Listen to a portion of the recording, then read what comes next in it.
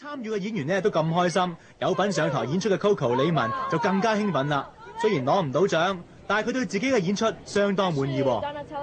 幫我量身定做，自己幾多分啊？今晚表現俾自己幾分？咁你覺得咧？你會俾我幾多分啊？ 100分，係咪啊？多謝先。係咁我表演完咗之後，我睇到我家姐喊緊咯，佢好感動，因為佢話睇咗我咁多日嘅彩排，呢一次係最好嘅咯。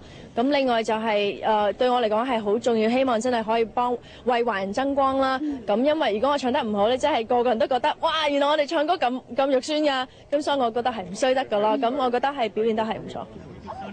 Coco， 你有咁好嘅表現，我哋香港人都感到驕傲啊！至於都係香港人嘅奧斯卡最佳美術指導。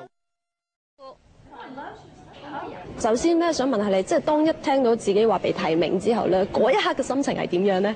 我唔相信咯，我係唔敢相信咯，我以為公司同我開玩笑咯。咁後尾之後係我嘅經理人話俾我知係真嘅，我先至直情係嚇到傻咗，因為係好難得有呢個機會可以嚟參加奧斯卡同埋可以表演，咁希望可以嗰日為華人爭光。我每日都係5、6點鐘就起身㗎啦，夜晚可能都係11點、12點鐘瞓覺，但係咧會突然間彈醒，咁起身嗰陣時係啱啱好似喺個台上踩親條裙又碌咗落嚟，咁你就趴咗喺度咁啊，咁其實呢啲都會有呢個恐懼感㗎嘛，因為真係好驚會出現呢啲狀況，但係我相信咧嗰日應該可以一個好安全完美嘅結束嘅。Coco 嘅家姐咧，亦都特別飛嚟陪佢。我哋訪問前後後咧，都有大班工作人員跟住排場啊，十足國際巨星，好威啊！服飾係會比較傳統中國人嘅，有少少呢個中國人旗袍式嘅晚禮服。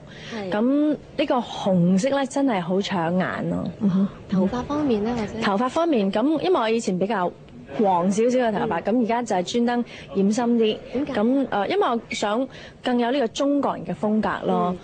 因為真係希望全世界啲人睇到我哋中國人，係咯。難得出席奧斯卡 ，Coco 咧好興奮啊，因為可以見到好多偶像，特別係仲有咧就係我哋香港人嘅驕傲就係發哥啦，佢會嗰晚咧係做presenter，即係頒獎人啊，係啊，好靚仔。